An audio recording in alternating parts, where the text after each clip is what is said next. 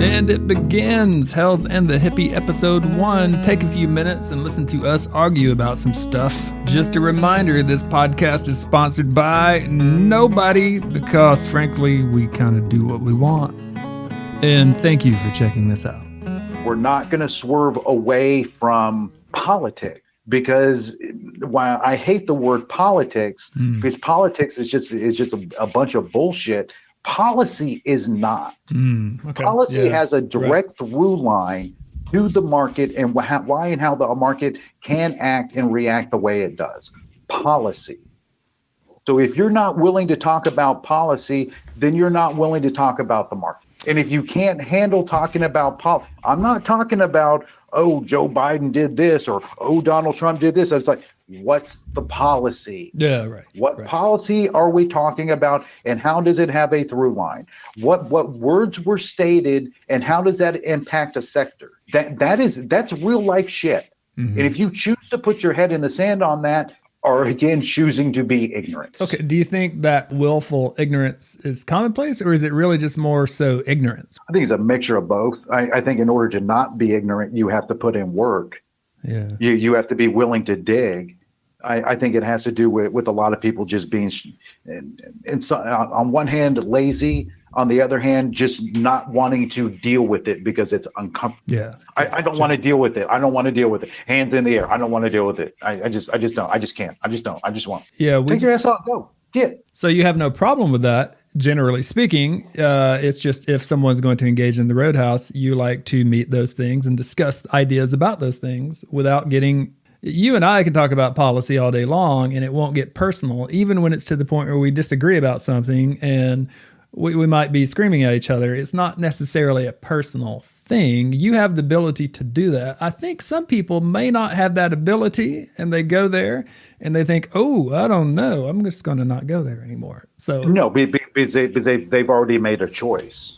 It's I think my biggest pet peeve, and I hate that word pet peeve. That word actually bothers me a lot. I think pet peeve. How do I say it different? I think one of the things that bother me the most about our current structure and climate and where we are right now is this idea of my side can do no wrong. Nobody wants to be an honest broker. Everybody refuses to be an honest broker when it comes down to it. So you want to hold Biden to a standard that you wouldn't hold Trump to.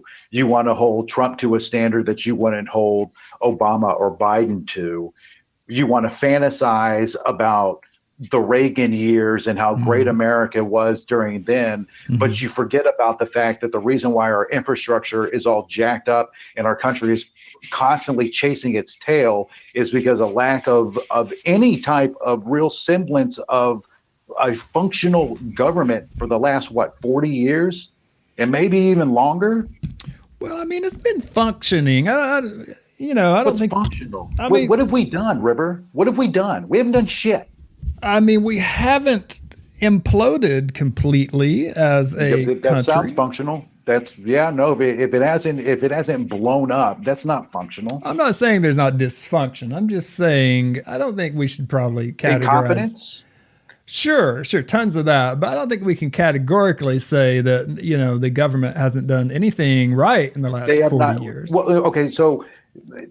Yes and no. It's fine. If you want to broad stroke it, there you go. Broad stroke it. Well, it's not so bad. There, you broad stroke it. It could be worse. Exactly. Which means it's great, right? Yeah, you're right. It does not. It does not. Right. It's like we have failed to create any type of infrastructure in any capacity in 40 years and it's falling apart.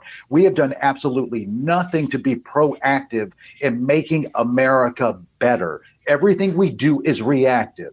We're not going to be ahead of a problem. We're going to try to fix it after it's broken. That's what we've been doing.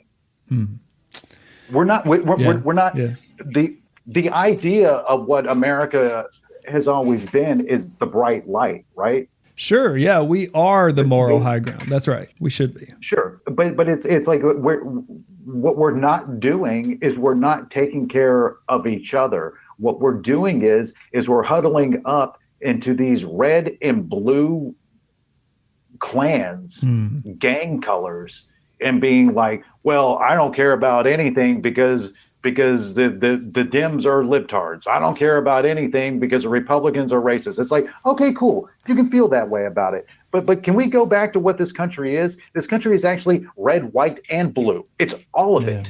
Yeah. So that's fine. You want to go ahead and call one side a libtard socialist. You want to go ahead and call the other side a racist or whatever you want to call it. Whatever. What are we doing to make it better? What do? We elect a bunch of absolute morons every couple of years to go to DC and do absolutely nothing. In order to do you think they're all horrible? Like, what are a couple of politicians that you think favorably of? Are there any? I think favorably of. They're not my football team. Well, just the idea of I don't even know what that means. I'm just saying, I don't cheer for them. There has to be. Here's what I think. It has to be illogical to say that every elected person for the past 30, 40 years is a moron. Is it possible that some of these elected leaders are? Yes, of course, we can see that. Well, but is it possible they're just running up against something within humanity that America's freedom embraces and brings out? I'm just saying it's possible. The politicians. Then you just called the American citizens morons for continuing to elect these people and keep them in office over and over again. So you called the American people a moron there. No. Most American people don't vote, first off. You know that. Most people do not get involved. Most people do not vote. And most people who vote along those team playing lines you're talking about. That's for sure. A lot of party politics going on. But what I'm getting at is some of the elected leaders are doing their best. I really believe that. It's just that we are America and we are free to do what we want to do. And that's great. But we are influenced heavily by various things. So I think the American people, I would not call them idiots. I would call them heavily influenced, malleable thinkers. And I think it's Isn't that what a moron is? No. That's just definition. No, I don't think so. I think everybody's malleable. I think that's what a moron is. No, I don't think so. I think everybody is malleable, right? We are animals who have evolved and we want to be liked. We want to be in a tribe. We want to be accepted. So we change what we do to be accepted. I think we could be a little bit forgiving of people for being that way. I think we should focus our ire on the powers that be. And I don't mean politicians, but whatever the true powers are that are aiming to control us. And what we disagree on, what I like to point out is the influence of aggressive capitalism instead of elected politicians. I know we disagree on that, but that's what I think. That's cute. Much more to come on that topic in episode 2. Thanks for checking out episode 1. I am River. This is Hells and the Hippie. Hope you have a great day.